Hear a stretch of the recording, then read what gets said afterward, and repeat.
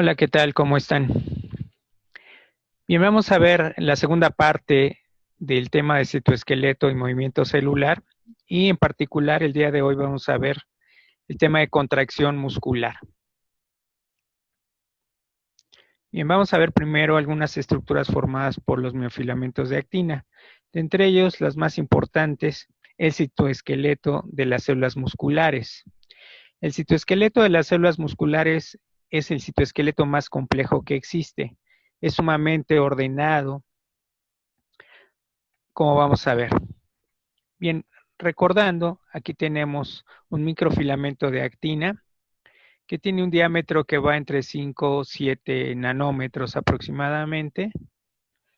Vemos que tiene dos extremos, el extremo más y el extremo menos. También hemos visto que va a hidrolizar el ATP y que tiene una dinámica similar al de los microtúbulos. Aquí podemos ver de este lado cómo se observa al microscopio electrónico de transmisión. Los microfilamentos de actina, al igual que los microtúbulos, van a tener una gran cantidad de proteínas asociadas dentro de la célula.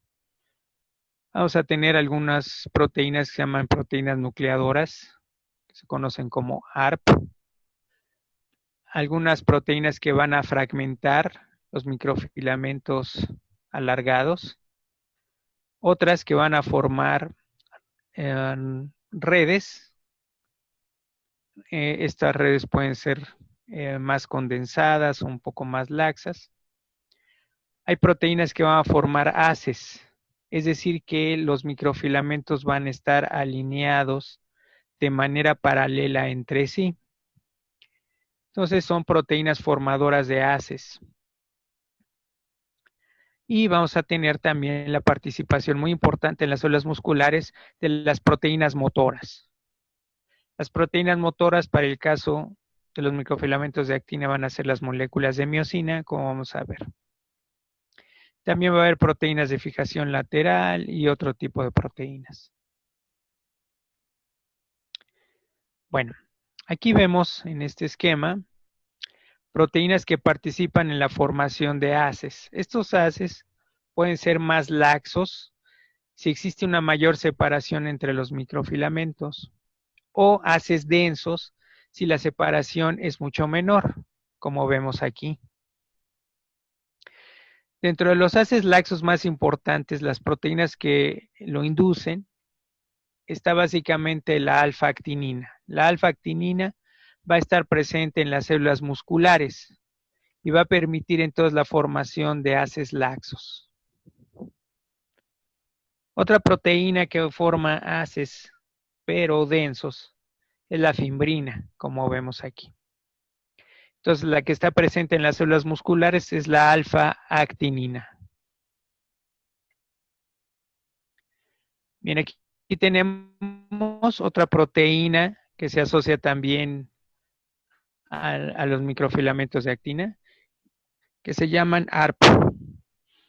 Estas proteínas ARP se llaman así porque son proteínas relacionadas con la actina. Es decir, que desde un punto de vista estructural, bioquímico, en cuanto a su secuencia de aminoácidos, se asemejan a la actina, a las moléculas de actina. Entonces, se pueden unir al extremo menos, por ejemplo, y entonces el microfilamento de actina va a crecer rápidamente a través de su extremo más. Pero además, no solamente permite el proceso de nucleación in vivo, sino que además permite la formación de redes porque forma ramificaciones.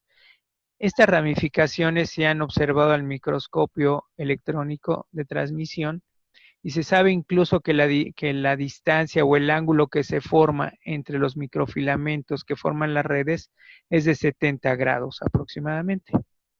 Entonces, las proteínas ARP participan en la formación de redes.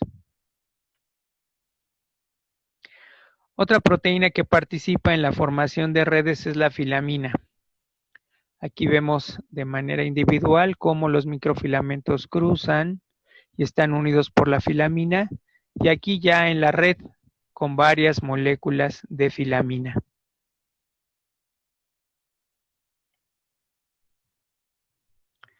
Bien, vamos a hablar entonces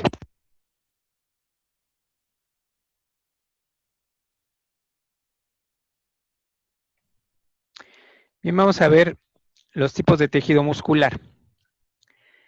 Tenemos básicamente tres, que es el músculo estriado esquelético. Este se divide en intrafusal y extrafusal o típico.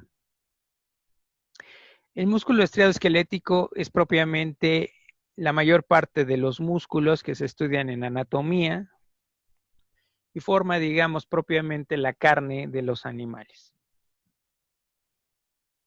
Hay dos tipos, el intrafusal, que forma parte del uso neuromuscular, una estructura fisiológica muy relevante que ustedes van a ver en biología tisular, y el extrafusal o típico, que es la mayor parte del tejido muscular estriado-esquelético, es el que forma propiamente los músculos.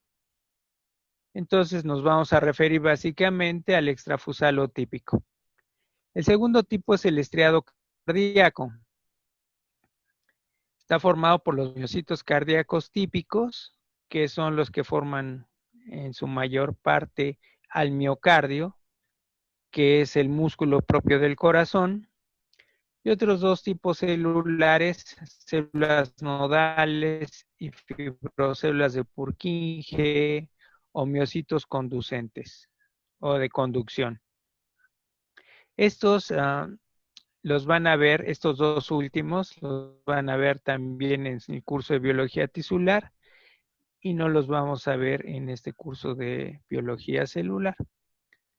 Y finalmente el músculo liso, que es el punto de vista funcional por su inervación, se clasifica en visceral o unitario y en vascular o multiunitario. Desde el punto de vista de la biología celular, estos dos son equivalentes y lo único que va a variar es si una fibra nerviosa va a inervar a una célula en particular o a varias. Con su núcleo en la parte periférica y en el interior de la fibrocélula las miofibrillas. Bien, en este otro vemos imágenes en microscopio. Aquí vemos entonces dos imágenes histológicas. En la de la izquierda es un corte longitudinal de células musculares estriadas esqueléticas extrafusales y en la derecha es un corte transversal. Como podemos ver en la derecha, aquí están los núcleos de color morado y de una manera característica vemos que los núcleos son varios por célula y están hacia la periferia. Es decir, son células multinucleadas y estos núcleos se localizan hacia la periferia.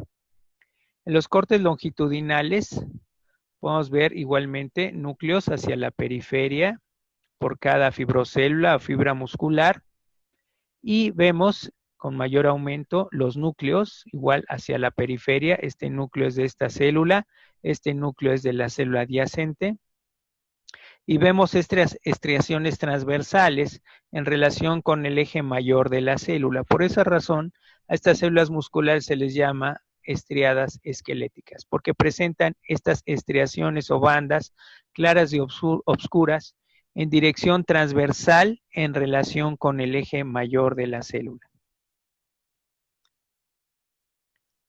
Bien, para el caso de las células musculares vamos a tener una nomenclatura especial, que es la siguiente. A la membrana plasmática se le va a denominar sarcolema. Al retículo endoplásmico liso se le va a llamar retículo sarcoplasmático o sarcoplásmico. A las mitocondrias, sarcosomas, y al citoplasma, sarcoplasma. El prefijo sarcos significa carne. Por esa razón, cuando nos referimos al tejido muscular, tenemos esta nomenclatura especial para las células musculares. Bien, en este esquema vemos una fibrocélula, célula muscular, con su membrana o sarcolema. Esta membrana va a tener la característica de que va a presentar invaginaciones, que aquí se ven de color azul, que van a atravesar la célula de lado a lado. Estas invaginaciones van a formar tubos que van a tener una dirección transversal en relación con el eje mayor de la célula. Por esa razón, a este sistema se le llama sistema tubular T o sistema T. ¿Qué son entonces? Son invaginaciones del sarcolema o la membrana plasmática que atraviesa por completo la célula de un lado a otro. Vemos también aquí en esta imagen de color amarillo el retículo sarcoplasmático que tiene forma de red, como vemos aquí. También podemos observar que alrededor del sistema tubular T o los túbulos T existe un abultamiento o engrosamiento del retículo sarcoplasmático.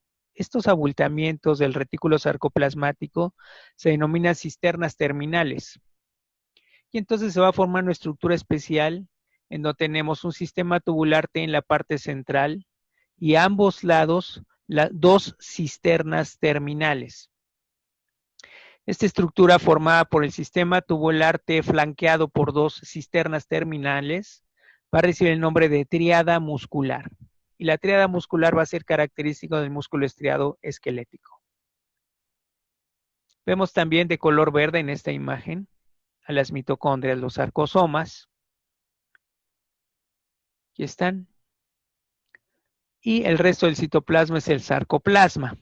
Sin embargo, vemos estas estructuras como cilíndricas, densas, que están constituidas por un conjunto de miofilamentos. Se denominan miofibrillas, de tal manera que una fibrocélula en realidad está formada por un conjunto de miofibrillas. Y cada miofibrilla está formada por un conjunto de miofilamentos. Los miofilamentos pueden ser delgados o de actina, o gruesos o los de miosina. Bien, aquí tenemos otro esquema donde vemos los núcleos periféricos. Son varios por célula o fibra muscular. El término célula y fibra muscular son sinónimos para el caso del músculo estriado esquelético. No así para el músculo estriado cardíaco, en donde una fibra está formada por varias células. Aquí una fibra equivale a una célula o fibrocélula. Y en su interior vemos las miofibrillas. El conjunto de miofibrillas forma una fibrocélula.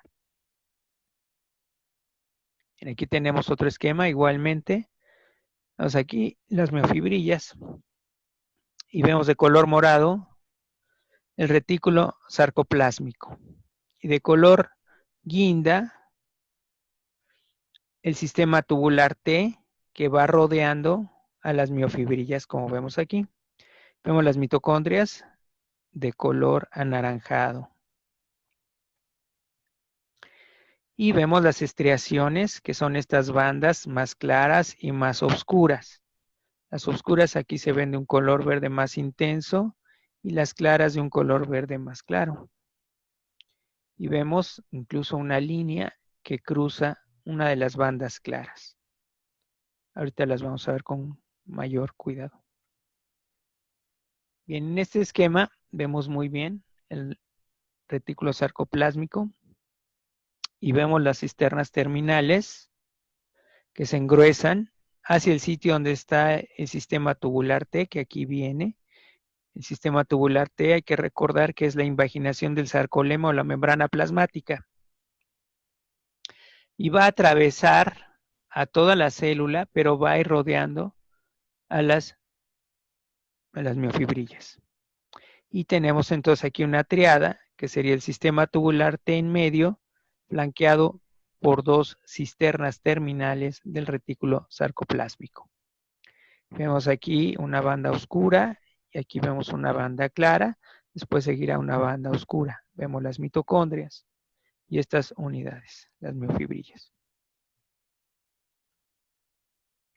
Bien, los miofilamentos, como yo les decía, hay de dos tipos principalmente, los gruesos o de miosina y los delgados que corresponden a los microfilamentos de actina. Los gruesos o de miosina existen alrededor de 18 variedades. La más importante de todas es la variedad o el tipo 2. A este tipo de miosina tipo 2, Se le conoce con el nombre de tipo convencional. Todos los demás, el 1 y del 3 hasta el 18, son no convencionales y son muy escasas en las células eucariontes. Las más importantes desde el punto de vista funcional, las más abundantes, etcétera, son las miosinas tipo 2, que son las convencionales, y van a actuar como proteínas motoras de la actina, de los microfilamentos de actina. Tiene un diámetro aproximado de 15 nanómetros, y aquí sí podemos hablar de una longitud en estas proteínas que es de 1.5 micrómetros. Mientras que los filamentos delgados en las células musculares son los microfilamentos de actina, que tienen un diámetro de 7 nanómetros, varía entre 5 a 7, como cualquier microfilamento de actina. Y en el caso de las células musculares, por tener un citoesqueleto muy ordenado, muy organizado, sí podemos hablar de longitud, porque va a tener proteínas que van a estar hacia los extremos. Entonces mantienen su longitud y es de 1 micrómetro aproximadamente de longitud. Aquí vemos las bandas claras, que también se llaman bandas I, y las bandas oscuras, que se llaman también bandas A. Y se van intercalando, como vemos. Vemos una banda clara, después una banda oscura, después una banda clara y una oscura, y así sucesivamente. Las bandas claras se llaman bandas I porque son bandas isótropas. ¿Qué significa esto? Que cuando se someten a la luz polarizada en un microscopio especial, que se llama microscopio de polarización, desvían la luz polarizada solamente en una dirección. Y cualquier sustancia que desvíe la luz polarizada en una dirección es una sustancia isótropa. Por eso se llaman bandas I, porque son isótropas, son estructuras isótropas. Mientras que las bandas A, bandas oscuras, también son bandas anisótropas. Una banda, una estructura anisótropa, es aquella que desvía la luz polarizada en dos direcciones, no solamente en una, sino en dos. Entonces, todas las estructuras que hacen esto se llaman estructuras anisotrópicas o anisótropas. Entonces, las bandas oscuras por eso se llaman bandas A. Podemos ver también que en el interior de la banda I, en la parte central, hay una banda electrodensa, una banda más oscura, que va a recibir el nombre de línea Z. Muy importante la línea Z. Se llama Z porque en realidad se va disponiendo en forma de zigzag. Zigzag se escribe con Z. Y va a tener básicamente alfa-actinina. La alfa-actinina entonces la vamos a encontrar principalmente a nivel de la línea Z. También vamos a encontrar rodeando, bordeando la línea Z, una proteína que corresponde a un filamento intermedio que recibe el nombre de desmina. La desmina es un filamento intermedio, que es una variedad de citoesqueleto, de los 3 elementos fundamentales del citoesqueleto, ¿sí? Los filamentos intermedios de 10 nanómetros de diámetro. La desmina, entonces, es característico de las células musculares en general, y las vamos a encontrar a nivel de la línea Z o bordeando la línea Z. Por otro lado, en la banda A, vamos a tener una línea más oscura en la parte central que está aquí. Se llama línea M. Se llama M porque tiene una proteína que se llama miomesina. Tiene otra proteína que se llama proteína C, proteína M. O sea, una se llama C, otra se llama M, y otra se llama oscurina. La más importante, la más abundante es la miomesina. Y vemos a ambos lados de la línea M una banda ligeramente más oscura que va a recibir el nombre de banda H. Ahorita vamos a ver a qué corresponde. Bueno, aquí en este esquema vemos dos líneas Z sucesivas separadas por una banda A. Vemos la línea M y la banda H que está alrededor o ambos lados de la línea M. La unidad estructural funcional de las células musculares estriadas es la sarcómera o el sarcómero. La sarcómera, entonces, es la distancia que existe entre dos líneas Z sucesivas, que comprende la totalidad de una banda A o banda oscura, la mitad de una banda I de un lado y la otra mitad de la banda I del otro lado. Es la unidad de contracción y es la unidad estructural. Entonces, cuando los músculos se contraen, lo que están contrayendo en realidad son sus sarcómeras. Aquí podemos ver en este esquema más o menos lo mismo. Vemos aquí una línea o banda Z, ¿sí? O disco Z. Y aquí vemos la otra, la del otro lado, de tal manera que todo esto es una sarcómera. Es la distancia que existe entre dos líneas Z sucesivas. Vemos en esta parte de aquí lo que sería la banda A, que va de aquí hasta acá. Aquí tendríamos en la parte media la línea M y de aquí a acá la banda H. La banda H entonces está a ambos lados de la línea M que está hacia el centro. Podemos ver, partiendo de la línea Z, los microfilamentos de actina, que aquí están como proteínas globulares. Vemos una proteína que lo va rodeando de color verde, que recibe el nombre de nebulina. Esto es a ambos lados. Aquí tenemos la otra línea Z, el otro lado, igualmente los microfilamentos de actina con sus nebulinas. Vemos en la parte central los filamentos gruesos o de miosina. Son estos que tienen como estos palos de golf que se ven aquí. Todo lo que está ocupado por las moléculas de miosina corresponden a la banda A o banda oscura. Y lo que contiene microfilamentos de actina, pero sin las moléculas de miosina tipo 2, corresponde a la banda I. Aquí, de tal manera que la banda I aquí termina y va hacia acá, esa es la mitad hasta la línea Z y continuaría después la otra mitad del otro lado, igual de este caso. Vemos también otra proteína que aquí se ve de color anaranjado que se llama titina. Esta proteína tiene un alto peso molecular. Es una proteína desde el punto de vista bioquímico gigantesca, colosal. Por eso en un principio se llamó titanina, como si fuera, pues no sé, aludiendo al Titanic. Después se le cambió al nombre a titina.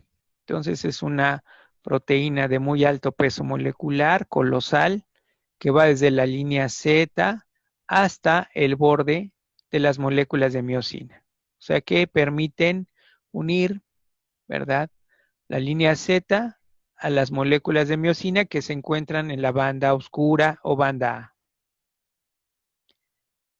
Bien, también tenemos proteínas de casquete. Aquí tendríamos el extremo menos de los microfilamentos de actina. Y esta proteína de casquete que está unida al extremo menos es la tropomodulina, que se ve aquí de color rojo, tropomodulina. Y del otro lado vamos a tener también otra proteína de casquete que se llama CAP-Z. Se llama así CAP-Z porque está a nivel de la línea Z.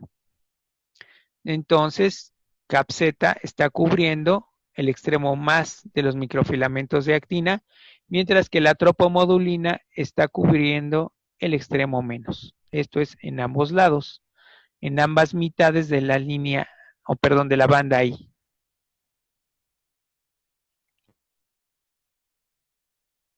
Aquí tenemos más o menos un esquema bastante similar al anterior.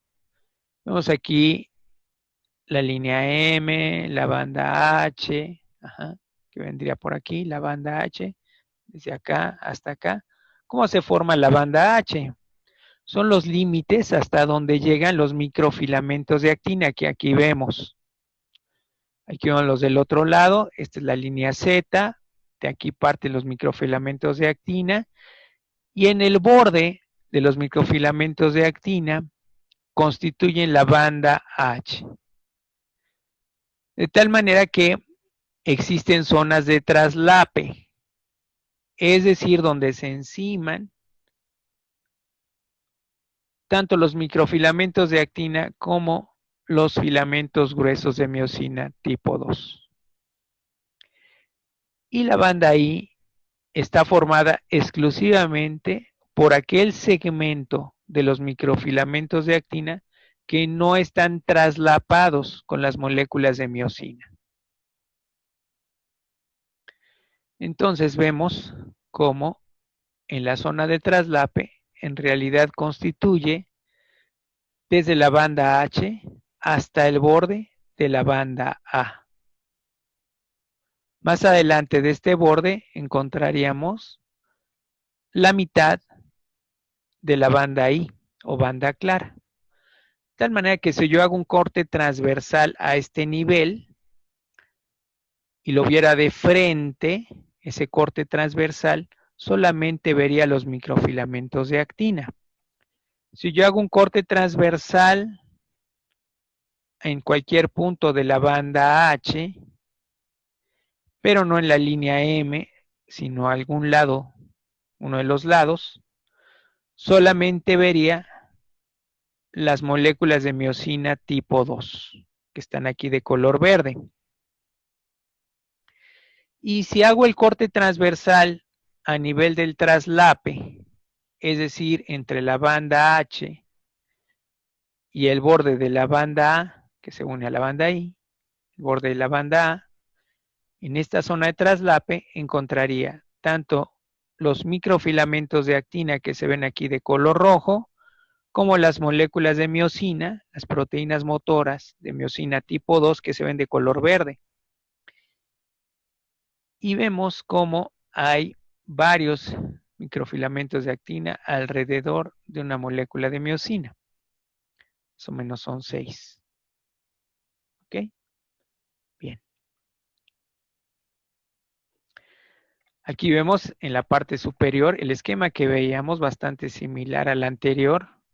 Vemos aquí los microfilamentos de actina, esta es la línea Z, esta es la banda I, de aquí hasta acá es la banda A, aquí vendría en medio la línea M y aquí vemos la banda H, que es el borde hasta donde llegan los microfilamentos de actina y son las zonas donde no se traslapan tanto los microfilamentos de actina con las moléculas de miosina. Esta situación que vemos aquí es cuando el músculo está relajado. Aquí está. Entonces vemos perfectamente la banda H, aquí viene la línea M, aquí está la línea Z, aquí está la otra línea Z, de tal manera que de aquí a acá es una sarcómera. ¿Qué sucede durante la contracción? Va a estrangularse la zona, la banda H. La banda H se va a estrangular. Vean ustedes aquí esta distancia que existe y que constituye la banda H. Y aquí lo vemos el músculo ya contraído y se estrangula la banda H. Aquí lo vemos también. Aquí como vamos a ver la banda H y aquí está estrangulado. Este músculo está contraído. Este está relajado. ¿Qué es lo que sucede entonces en la contracción? Los microfilamentos de actina se deslizan sobre los de miosina en dirección de la línea M. Y conforme se aproximan a la línea M, no la alcanzan, no la tocan, pero se aproximan, la banda H se estrangula, como vemos. Entonces, los microfilamentos de actina se deslizan sobre los de miosina. Eso es la contracción muscular desde el punto de vista molecular.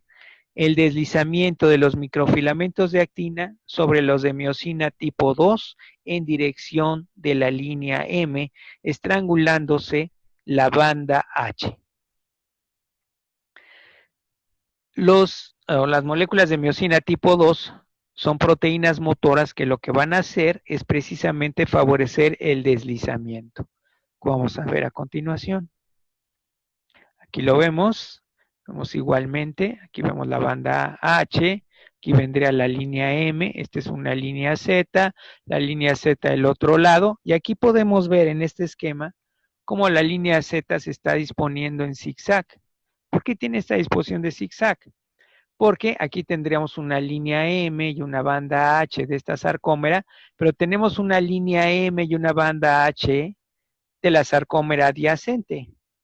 Si estuvieran los microfilamentos de actina al mismo nivel, a la misma altura, pues se jalarían en sentidos opuestos, porque las líneas M están en sentidos opuestos. De tal manera que están desfasados los microfilamentos de actina.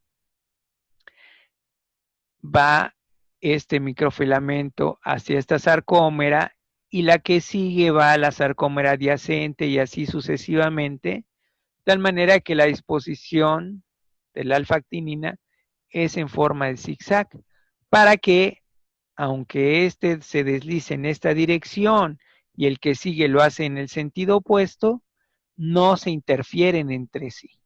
Y puede darse entonces el estrangulamiento de las bandas H de las sarcómeras adyacentes o sucesivas sin problema. En la parte de abajo vemos la banda H ya estrangulada, como se ve aquí. Entonces, este está contraído, este está relajado. Ok.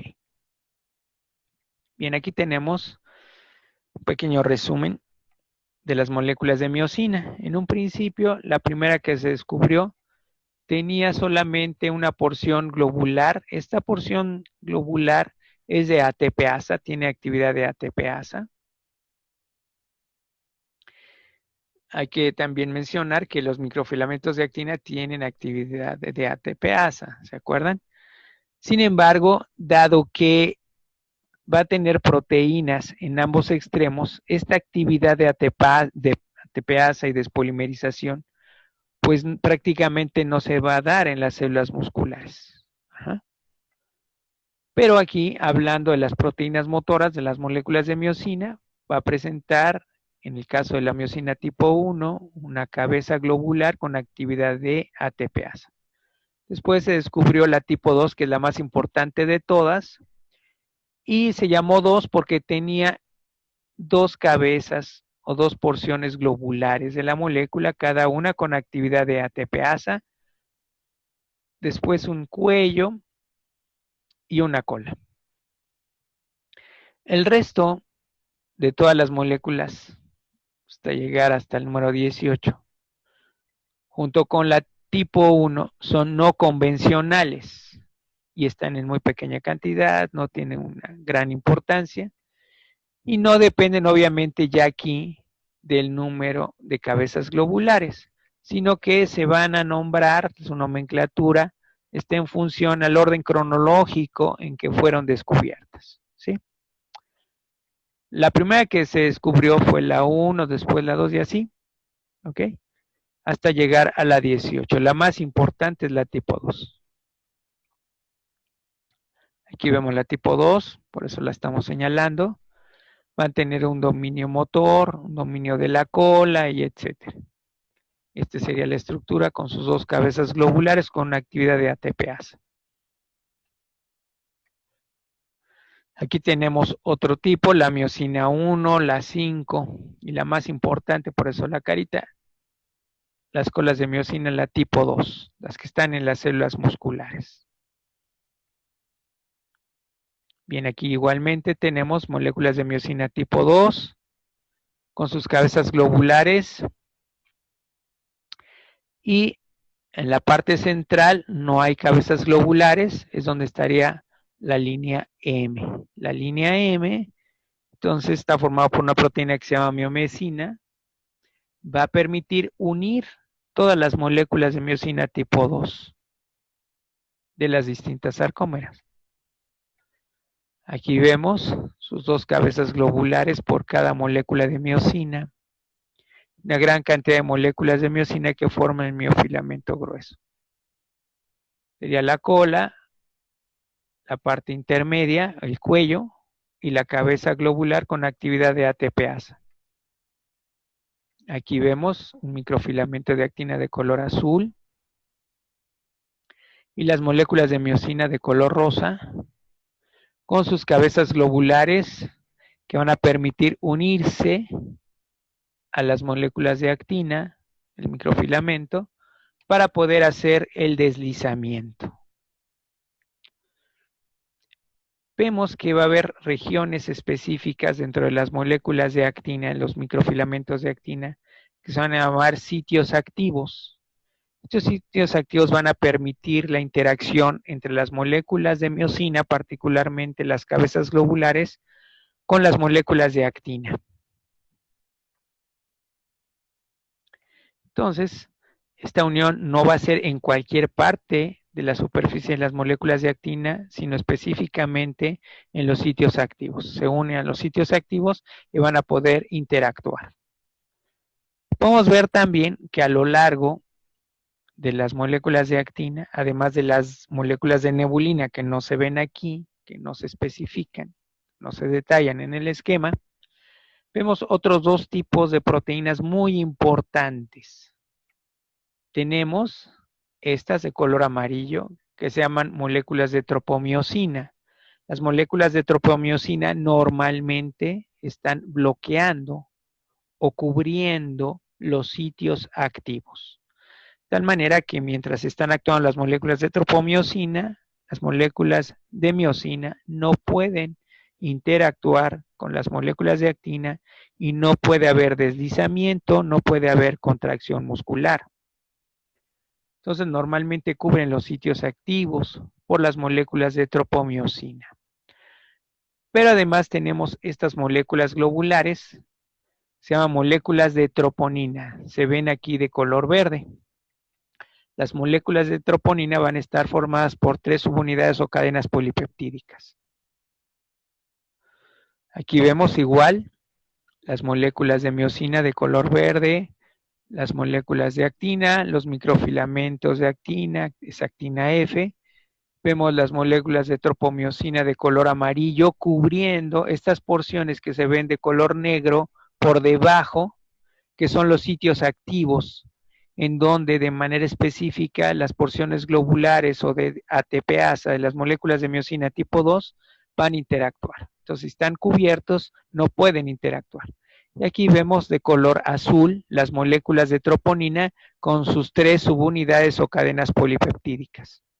También podemos ver algo que es bastante importante, es que además de la porción globular y la cola, que sería el cuello de las moléculas de miosina tipo 2, vamos a tener 2 pares de cadenas ligeras. Aquí tenemos un par, se ve de color morado, se llama cadenas ligeras esenciales, estos dos, las de color morado. Y tenemos otro par de color amarillo que se llaman cadenas ligeras reguladoras. Estas van a tener gran importancia en el tejido muscular liso, como vamos a ver en su momento. Bien, ¿cómo se pueden estudiar estas moléculas? Pues generalmente se van a hidrolizar enzimáticamente. Si se aplica una enzima que se llama tripsina, voy a formar 2 moléculas de miosina. Una que se llama meromiosina ligera, que abarca la mayor parte de la cola, que en realidad son 2 cadenas polipeptídicas enrolladas helicoidalmente, como aquí vemos. Y vamos a obtener la meromiosina pesada. Entonces, con tripsina puedo romper la molécula en 2, la meromiosina ligera, que es la mayor parte de la cola, y la meromiosina pesada, que va a tener las porciones globulares con actividad de ATPasa.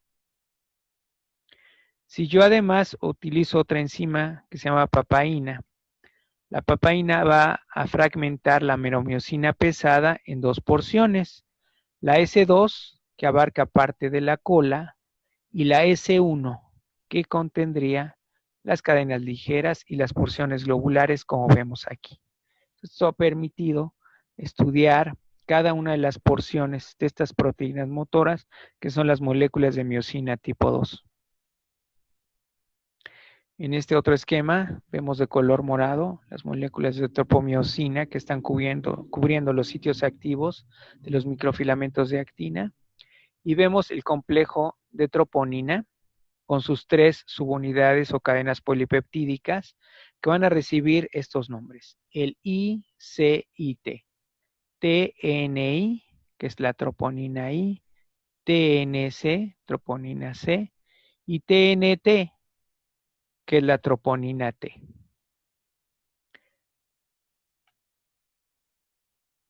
Bien, la TNT es la porción de la molécula de troponina que permite la unión a la molécula de tropomiosina. Entonces, la molécula de troponina está unida a la molécula de tropomiosina. Como vemos aquí, el TNT está unido a este que está de color morado, que es la molécula de tropomiosina. El TNI es un sitio de unión a la actina, pero se conoce como una región de inhibición porque bloquea el sitio activo. Aunque la unión propiamente, la que permite la contracción, está cubierta, ¿verdad?, por la molécula de tropomiosina.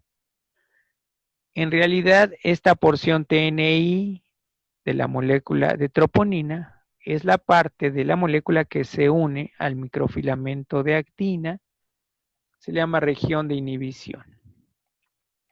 Y la TNC, muy importante, es el sitio de unión al calcio. Se llama C por la C del calcio.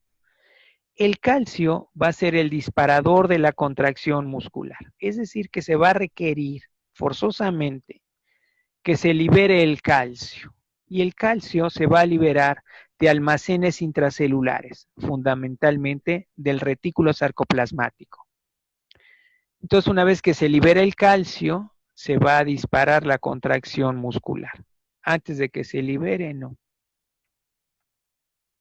Bien, aquí vemos la fibrocélula. Podemos ver el sistema tubular T, las dos cisternas terminales y la estructura que lo conforman estas tres, la tríada muscular. Aquí vemos una tríada, aquí vemos otra tríada. Esto de color blanco es el retículo sarcoplásmico, y vemos el sistema tubular T. ¿Qué va a suceder? Una vez que hay un impulso nervioso, se van a liberar mediadores químicos a nivel de la sinapsis. Estos mediadores van a bañar el sarcolema o la membrana plasmática, esta superficie de la célula muscular, y van a desencadenar un potencial de acción a través de los receptores, ¿sí? Primero receptores dependientes del ligando, que sería el mediador químico, y se van a abrir los canales del sodio y después los del potasio, y se da una onda de despolarización o un potencial de acción.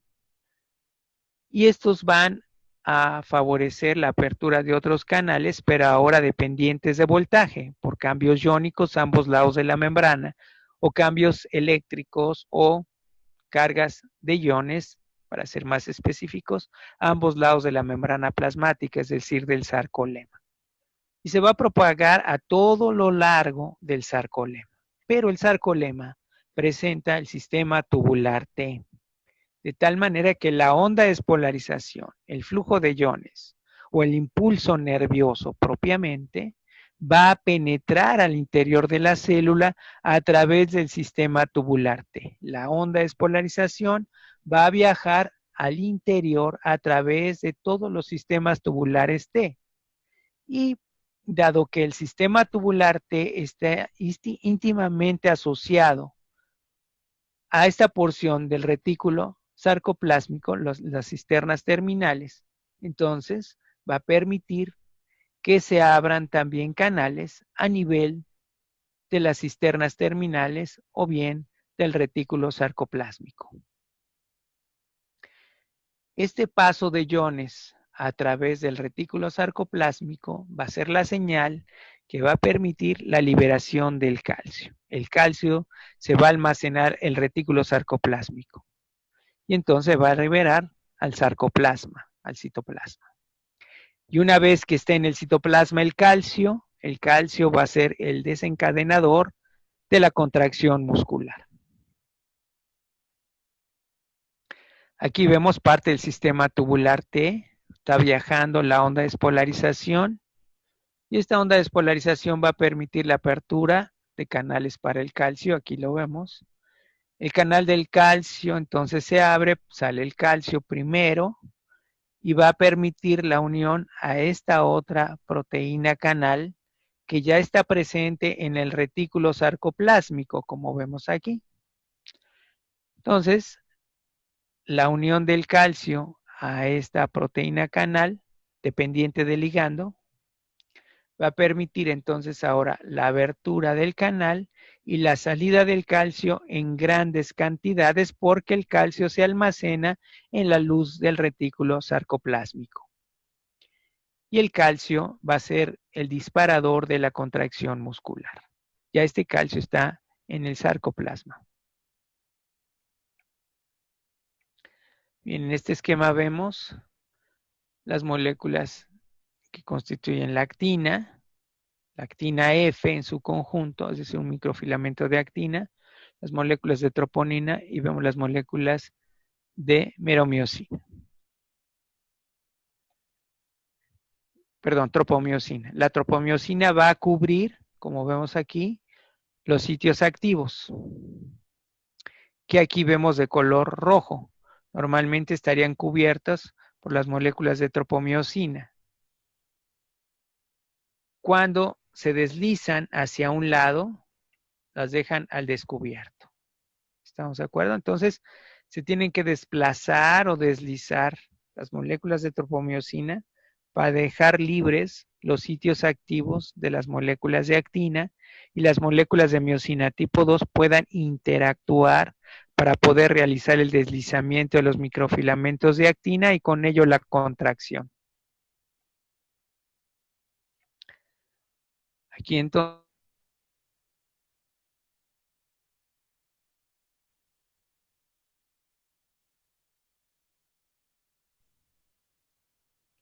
bien, en este esquema podemos ver entonces las moléculas de troponina, las 3 subunidades, la TNI, la TNC, la TNT. La TNT, como ya habíamos dicho, se unía a las moléculas de tropomiosina. La TNI es inhibidora y se une a los microfilamentos de actina. Y la TNC es muy importante porque es la que se va a unir al calcio. Entonces, una vez que el calcio ya está en el sarcoplasma, en el citoplasma de la célula muscular, se va a unir a la TNC, la que se une específicamente al calcio. Y va a provocar un cambio conformacional en la molécula, en toda la molécula de tropomiosina, que a su vez está unida a la molécula de tropomiosina. La molécula de troponina, perdón. Va a sufrir un cambio conformacional de tal manera que va a jalar o desplazar a la molécula de tropomiosina para dejar libres los sitios activos que normalmente están cubiertos por la molécula de tropomiosina.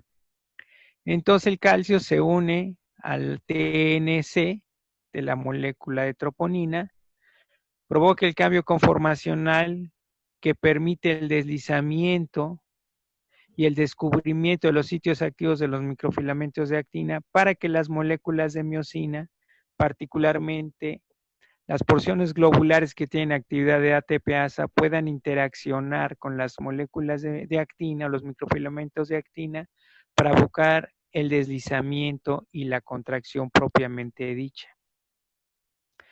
Esto que acabo de explicar se ve aquí en la parte de abajo. Si hacemos nosotros un corte transversal más o menos a este nivel, donde vemos las moléculas de actina de color rojo y las moléculas de tropomiosina de color morado, si las viéramos de frente, aquí veríamos el microfilamento de actina, aquí otra molécula de actina F, y vemos aquí las moléculas de tropomiosina que están cubriendo los sitios activos para la unión de las moléculas de miosina.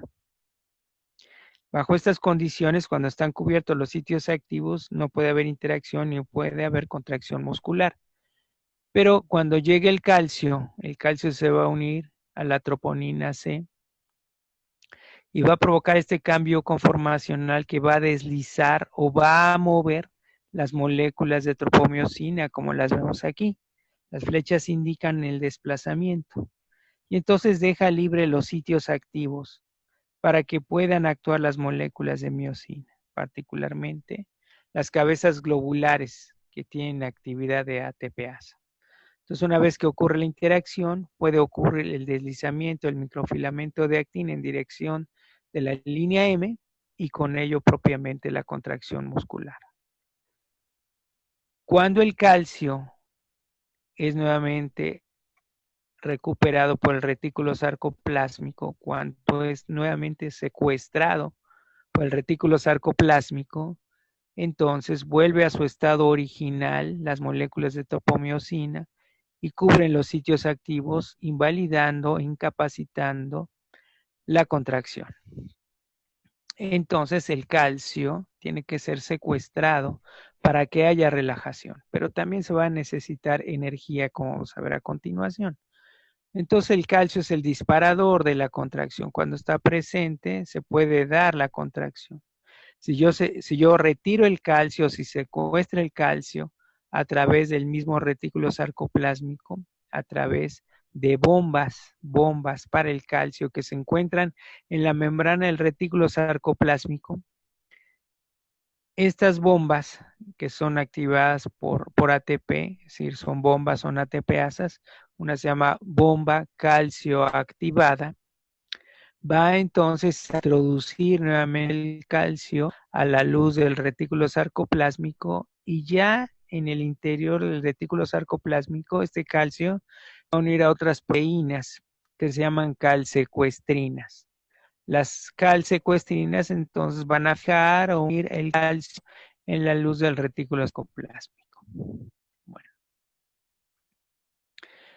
Aquí vamos a ver la serie de eventos que permiten el deslizamiento, propiamente la acción de las proteínas motoras, es decir, las moléculas de miosina tipo 2. ¿Cómo van a actuar? Bueno, van a pasar por varias etapas y estos procesos van a ser cíclicos. En un principio estar en una condición, una situación y finalmente se va a dar la misma situación. Bueno, el primer evento se llama de unión. En esta etapa de la unión vemos la porción globular de la molécula de miosina tipo 2 que ha interaccionado con el microfilamento de actina que aquí vemos. Aquí vemos el extremo más y aquí vemos el extremo menos.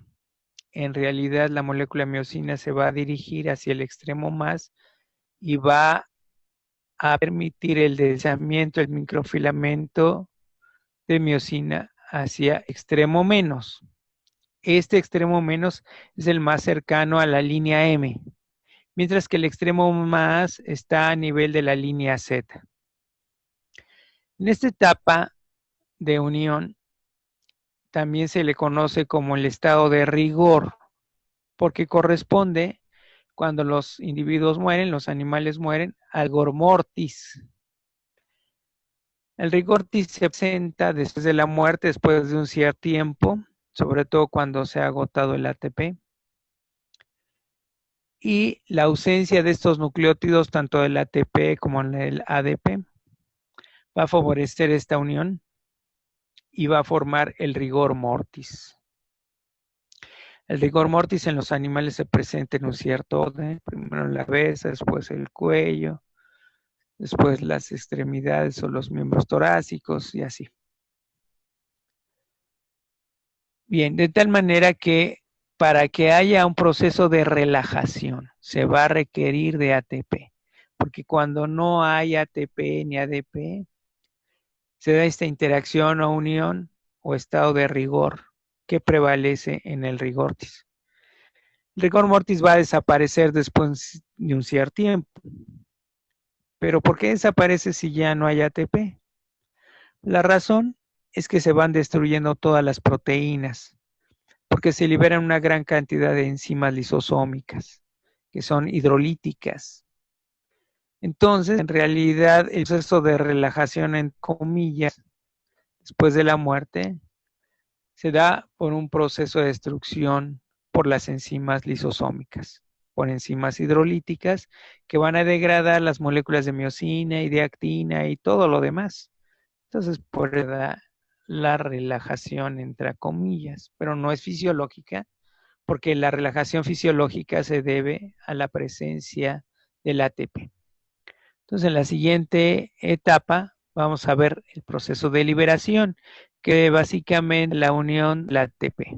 El ATP se va a unir a la porción globular en una porción distante, más distante, el microfilamento de actina que aquí vemos. Entonces, la molécula de ATP va a entrar y al entrar o al unirse a la porción globular de la molécula de miosina, va a favorecer la separación de estas dos estructuras, es decir, la liberación de la cabeza globular de miosina tipo 2 del microfilamento de actina, particularmente sus sitios activos. Entonces, cuando está unido al ATP, se va a reducir la afinidad que tiene la cabeza globular por los sitios activos de las moléculas de actina. Una vez que se une y que ocurre la separación, va a penetrar al interior de la molécula de miosina. Y entonces se va a dar la etapa propiamente del movimiento. Entonces va a entrar a través de un surco que se va a cerrar y una vez ya adentro va a provocar un cambio conformacional. La entrada del ATP va a provocar un cambio conformacional y aquí vemos con líneas discontinuas la posición original que tenía la cabeza globular y cómo ahora se ha desplazado hacia el extremo más que está aquí, es decir, hacia la línea Z que vendría por acá. Y entonces se dirige al extremo más y va a ocurrir entonces la hidrólisis del ATP, formándose el ADP más el fosfato. Entonces, una vez que entra, se provoca el cambio conformacional y ocurre la hidrólisis del ATP. En un principio, tanto el ADP como el fosfato van a quedar unidos a la cabeza globular. Después, la siguiente etapa es la más importante, la generación de la fuerza. El golpe efectivo que permite el deslizamiento de los microfilamentos de actina sobre los de miosina, que es propiamente la contracción muscular. Se va a dar por la separación del fato, no del ADP, sino del fosfato. Una vez que se separa el fosfato, va a quedar molécula de miosina firmemente unida a la molécula de actina, a los sitios activos que para esto han de haber quedado descubiertos por el deslizamiento de las moléculas de tropomiosina provocada por la troponina, que a su vez lo hizo porque se unió al calcio, a la troponina C. Entonces, una vez que se desplaza la molécula de tropomiosina, puede interactuar las cabezas globulares a los sitios activos de la actina en esta etapa del ciclo y entonces se va a unir firmemente y va a ocurrir el deslizamiento. Como parte de este deslizamiento hacia la línea M, es decir, hacia la parte central del sarcómero, como parte de este movimiento, se va a liberar el ADP. Entonces, se une firmemente, primero por la separación del fosfato, se da el golpe efectivo, es decir, el deslizamiento del microfilamento de actina sobre el de miosina, y como parte de este movimiento, de estos cambios conformacionales que están provocando este golpe efectivo o la generación de la fuerza, se va a liberar el ADP. Y entonces queda la molécula de miosina unida a la actina en la primera fase del ciclo, que es la unión. como vemos aquí. Es un proceso cíclico porque empezamos con la unión, ¿no? Y terminamos con esta fase de unión o de rigor, en donde la cabeza globular está firmemente unida a la actina por la ausencia de nucleótidos. Se va a requerir nuevamente del ingreso de otra molécula de ATP para que se pueda dar el proceso de relajación. Entonces va a requerir el ATP para la relajación. Se va a requerir a nivel de la unión entre la proteína motora con la actina para que se pueda desprender la cabeza globular de la molécula de miosina, pero también va a requerir del ATP para que funcione la bomba de calcio que está en la membrana del retículo sarcoplásmico y que el calcio pueda ser secuestrado, pueda entrar nuevamente a la luz del retículo sarcoplásmico. Bien, con esto entonces concluimos lo que es la contracción muscular. En el caso del músculo estriado esquelético. En el caso del músculo estriado cardíaco, las células que van a llevar a cabo la contracción son las células del miocardio, y estas células del miocardio son miocitos cardíacos estriados típicos. Están las células nodales y las fibrocelulas de Purkinje, que van a generar y a transmitir los impulsos nerviosos porque el corazón es autónomo. Hay lo que se conoce como el automatismo cardíaco. La inervación del corazón solamente va a modular la frecuencia cardíaca, la fuerza de contracción, etcétera, pero no la genera. Se generan las mismas células cardíacas y esto es lo que se conoce como el automatismo cardíaco. Se va a generar en las células nodales, va a pasar a las células de Purkinje, que son células de conducción, y de ahí los miocitos cardíacos típicos. Bien, vamos a ver que los miocitos cardíacos típicos tienen esta morfología, vistas al microscopio fotónico o de luz u óptico. Cada célula va a presentar uno o dos núcleos, pueden ser dos núcleos, y siempre se van a localizar en posición central, no a la periferia como en el caso del músculo estriado esquelético, sino que aquí se van a encontrar hacia el centro. Y las células van a tener este tipo de uniones que se ven aquí, como esta otra de acá, que son discos intercalares. Los discos intercalares van a tener varios tipos de unión, pero la unión más importante son las hendiduras o las uniones tipo nexo o de abertura, que van a permitir el paso de pulsos nerviosos sin rezago de una célula a otra, y esto va a permitir que el corazón pueda funcionar como una bomba, porque las células se están contrayendo prácticamente al unísono al mismo tiempo. Y esta función de bomba pues es vital para el organismo. Aquí vemos un esquema de una célula muscular, vemos el núcleo en posición central de esta célula, aquí tenemos otra célula y aquí tenemos la unión entre esta y esta otra célula, es decir, el disco intercalar. Y vemos las uniones más importantes que son las uniones en hendidura o en abertura o los nexos. Hay otro tipo de uniones como las máculas adherentes, las fascias adherentes, etc. Pero desde el punto de vista fisiológico, las más importantes son las uniones en hendidura o abertura. Como su nombre indica, son miocitos estriados cardíacos, es decir, van a presentar igualmente estriaciones, bandas claras y oscuras. Y la disposición de estas bandas es la misma. Van a ser bandas A o bandas claras con sus líneas Z, bandas oscuras o bandas A con su línea M, bandas H, como veíamos en el caso del músculo estriado esquelético. Sin embargo, hay algunas diferencias. Una de ellas es que el sistema tubular T en las células cardíacas, los miocitos estriados cardíacos típicos, están sumamente desarrollados. Son sistemas tubulares T muy gruesos, como vemos aquí en este esquema. Vemos el retículo sarcoplásmico muy poco desarrollado, como vemos aquí. Y presenta pequeños abultamientos que corresponderían a las cisternas terminales del retículo, pero no existen al mismo tiempo en ambos lados, sino que forman estructuras aisladas, por lo que no se habla de triadas, sino de diadas.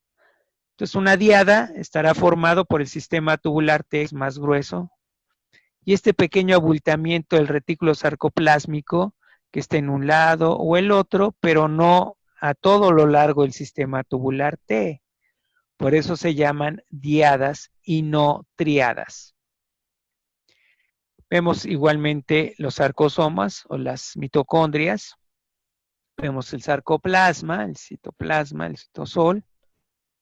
Y vemos que el citoplasma está formado por un conjunto de miofilamentos que no forman propiamente miofibrillas, sino que las miofibrillas tienden a fusionarse, no están individualizadas, aunque esta la veo yo aquí individualizada, en realidad más al fondo está fusionada con esta otra y con esta otra. Vemos el núcleo en posición central, puede ser 1 o 2 núcleos por célula.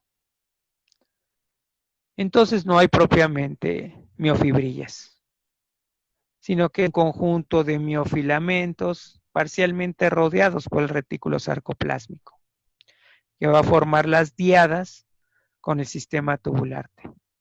En general, el proceso de contracción es prácticamente el mismo.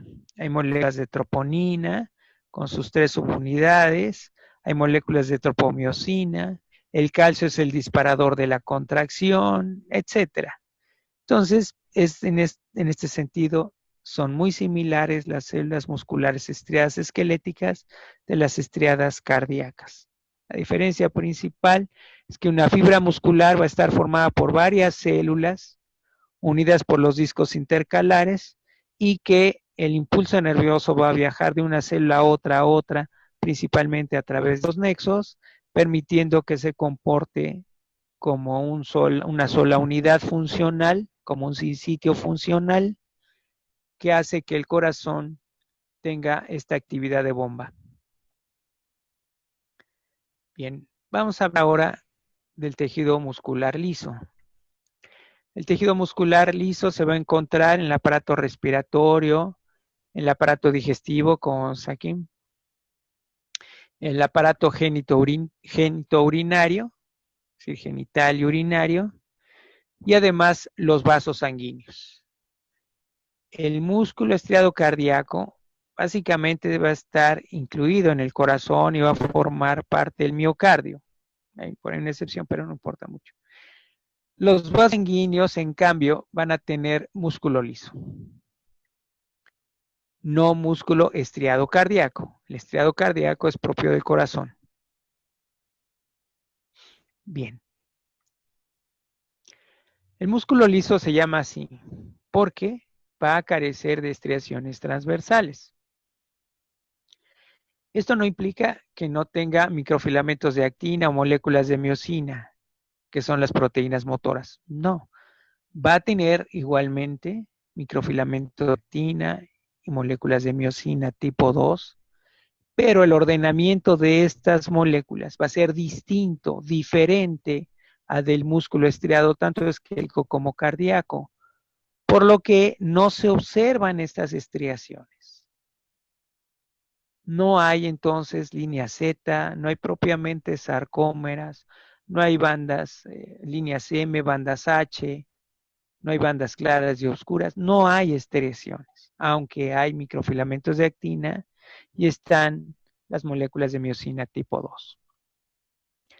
Vemos aquí cómo se ven las células musculares lisas, solamente va a haber un solo núcleo, uno solo por cada célula y en posición central. En los cortes histológicos es común esta forma de núcleo que no se conserva o no conserva el mismo diámetro a todo lo largo, sino que se va plegando, doblando a lo largo de la célula, como vemos aquí. Da la apariencia como de sacacorchos el núcleo, porque generalmente el músculo liso en el momento de la muerte, el sacrificio del animal, se contrae. Y gracias a esa contracción es que se observa así el núcleo. Entonces alargado, lo que se ve plegado, doblado, como sacacorchos. Y obviamente no va a haber estriaciones. Los límites celulares entre una célula muscular y otra célula muscular va a ser muy poco definido. Va a definir muy poco y entonces no va a permitir dividir o separar dónde termina una célula y dónde empieza otra. Bien. Este sería el esquema de una célula muscular lisa, que aquí vemos un núcleo en posición central, es solamente un núcleo. Vemos algunas otras estructuras, que son estas bandas que van de un extremo a otro, y otras que se van cruzando, se llaman cuerpos densos. Estos cuerpos densos solamente se pueden ver al microscopio electrónico. Y estos cuerpos densos van a tener alfa-actinina. La alfa-actinina, si ustedes recuerdan, se encontraba en la línea Z. De tal manera que los cuerpos densos vienen a ser el equivalente de la línea Z del músculo estriado, tanto esquelético como cardíaco. No se llama línea Z porque no hay bandas, no hay estriaciones, no hay bandas Y, no hay líneas Z, no hay bandas A, etc. Pero desde el punto de vista funcional, por el hecho de estar formados por alfa-actinina, sería el equivalente estructural a la línea Z, aunque no se llame así. Bueno, vemos aquí los cuerpos densos. Vemos estas bandas que serían microfilamentos de actina y de miosina, que van de un cuerpo denso a otro, a otro, a otro, a otro. Hacia la periferia, los cuerpos densos se asocian a otras proteínas, es básicamente la desmina. La desmina es un filamento intermedio, no son microfilamentos, no son microtúbulos, son filamentos intermedios propios de las células musculares. Entonces los cuerpos densos tienen alfa-actinina y sería el equivalente a la línea Z, aunque no se ven así. Vamos a encontrar algunas depresiones del sarcolema sobre la superficie. Se observan unas depresiones que reciben el nombre de caveolas. Está más por una proteína que se llama caveolina, que es la que permite la invaginación. Y asociados a estas pequeñas depresiones, las caveolas, vamos a encontrar retículo endoplásmico liso, que, como eso de las células musculares estriadas, van a almacenar el calcio. Estas caveolas entonces son invaginaciones del sarcolema. Serían estructuras equivalentes, que no se llaman así, al sistema tubular T. Pues las células musculares lisas no tienen sistema tubular T, solamente presentan pequeñas invaginaciones que reciben el nombre de caveolas, y estas están asociadas al retículo endoplásmico liso. De tal manera que cuando llega un impulso nervioso, igual da el proceso de despolarización, primero a través de receptores, ¿sí?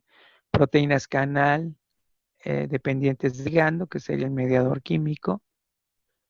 Después proteínas canal dependientes de voltaje, y la onda de despolarización va a correr a lo largo del sarcolema en la membrana, va a llegar a las caveolas y de ahí va a pasar al retículo endoplásmico liso, el cual va a liberar el calcio.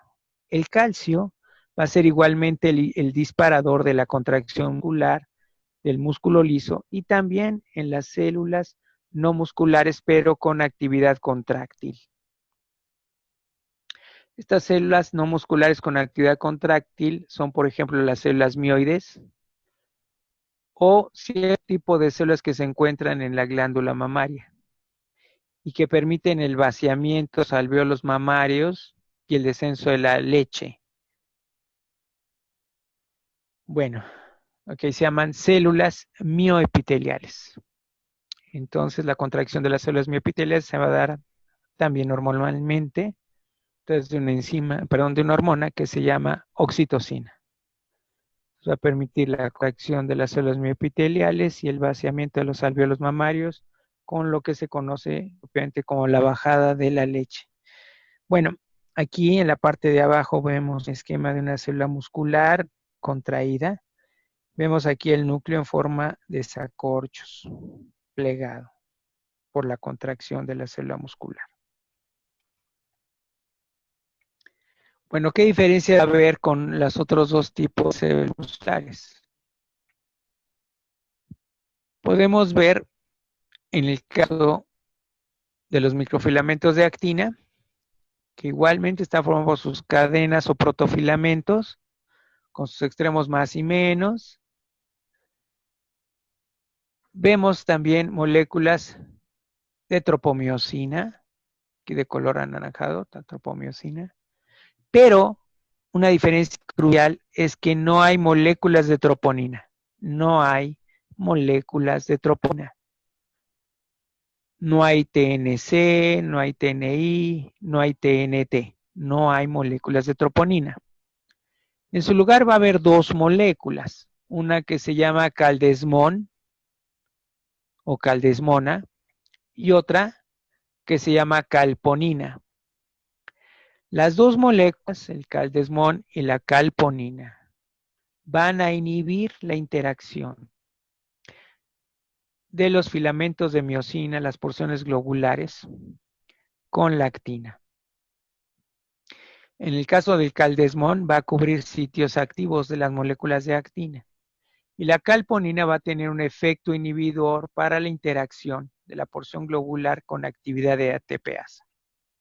El calcio es disparador de la contracción, de tal manera que una vez que se libera el calcio hacia el citoplasma, va a permitir que la calponina pueda ser fosforilada. Y una vez que está fosforilada la calponina, entonces va a perder este efecto inhibidor y va a permitir la interacción de las moléculas de miosina con las de actina. El caldesmón, caldesmona, por otro lado, se va a unir a un complejo que se llama calcio-calmodulina. El calcio entonces se va a unir a una proteína específica de las células musculares lisas o células contráctiles no musculares, que va a permitir la acción del calcio, como vamos a ver. Bueno, podemos ver también, esta es la disposición de las moléculas de miosina en una célula muscular estriada, normal. Y aquí tenemos cómo se disponen las moléculas de miosina en una célula muscular lisa. Con una bipolaridad lateral. ¿Cuál es la diferencia entre estas? En ambos hay bipolaridad, pero esta bipolaridad, aquí la vemos hacia un lado, aquí la vemos hacia el otro lado. Hay una región en donde no hay porciones globulares. Esto sería el caso del músculo estriado-esquelético, músculo estriado-cardíaco. En las células musculares esta bipolaridad se traslapa a todo lo largo, es decir, no hay regiones donde no haya cabezas globulares. Las cabezas globulares están a todo lo largo de las moléculas de miosina. Esta disposición de las moléculas de miosina van a permitir que la contracción muscular en el músculo liso sea por un lado más lento, pero sobre todo dure más tiempo, mucho más tiempo. Otra diferencia importante en las células musculares lisas es la disposición de las moléculas de miosina cuando el músculo está relajado. Cuando está relajado, tiene esta disposición. Vemos que la cola de las moléculas de miosina están interaccionando con las cabezas globulares. En esta posición o en esta forma o esta conformación no permite la interacción con las moléculas de actina. Tiene que cambiar de forma. Para poder cambiar de forma se requiere de la fosforilación de las cadenas ligeras de miosina. Estas cadenas ligeras son las amarillas. Y una vez que son fosforiladas, corresponden a las cadenas ligeras reguladoras, porque el otro par de cadenas ligeras se llamaba cadenas ligeras esenciales, ¿se acuerdan? Entonces, la fosforilación va a ocurrir solamente en el par de cadenas ligeras reguladoras.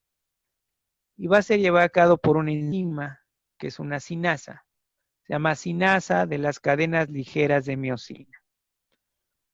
La cinasa se va a activar por efecto de el calcio unido a la calmodulina, la proteína calmodulina. Calcio calmodulina va a activar a la cinasa de las cadenas ligeras de miosina. Y entonces, al fosforilar estas cadenas ligeras reguladoras, va a provocar el cambio conformacional en las moléculas de miosina que va a estirar la cola, va a quedar libre, y por otro lado, se van a activar los sitios activos para la unión a la actina.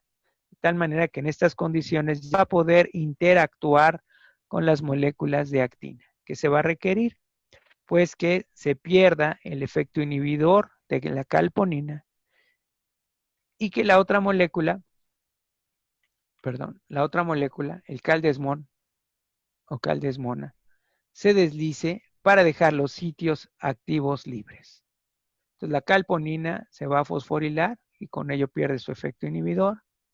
Y por otro lado, el caldesmón o caldesmona se va a deslizar para dejar libres los sitios activos. Okay. Bien, aquí vemos otro esquema igual, donde vemos las moléculas de miosina en las células musculares lisas o células contráctiles no musculares.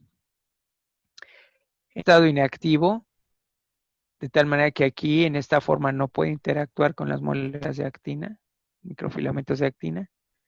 Después del proceso de fosforilación dados por la cinasa de las cadenas ligeras de miosina, cambia la conformación y quedan libres los sitios activos para poder interactuar con los microfilamentos de actina. Bueno, aquí vemos parte de la célula muscular lisa. Aquí vemos un cuerpo denso que tiene alfa-actinina, como ya sabemos. Vemos filamentos intermedios, ¿sí? Generalmente son de desmina. Pueden ser también de bimentina. O sea, todas las células musculares lisas tienen desmina en general, todas las células musculares. Es un filamento intermedio propio de las células musculares, la desmina. La bimentina es otro filamento intermedio, pero se ubica principalmente en las células musculares lisas vasculares. En las células musculares lisas no vasculares solamente hay desmina. En las células musculares lisas vasculares hay desmina, pero también hay bimentina. Bien, y aquí vemos en este esquema más amplio la interacción de las moléculas de miosina con las de actina para que se lleve a cabo el deslizamiento de los microfilamentos de actina, propiamente la contracción muscular. Bueno, aquí vemos de manera resumida el mecanismo de contracción en las células musculares lisas. El primer punto que ya hemos mencionado es que no hay moléculas de troponina. Hay moléculas de caldesmón o caldesmona, calponina. El caldesmón o caldesmona enmascara los sitios activos de las moléculas de actina de tal manera o de manera similar a la TNI. No hay troponina, no hay TNI, pero el equivalente serían estas moléculas de caldesmón o caldesmona. El disparador de la contracción es el calcio, que se va a liberar del retículo endoplásmico liso, que es su almacén. El calcio va a permitir la fosforilación de la calponina. La calponina sería el equivalente al TNT, equivalente, pero no se llama así. Y va a tener, después de la fosforilación, el efecto inhibitorio sobre la actividad ATPasa de la miosina, es decir, va a permitir la interacción de las cabezas globulares con la actina.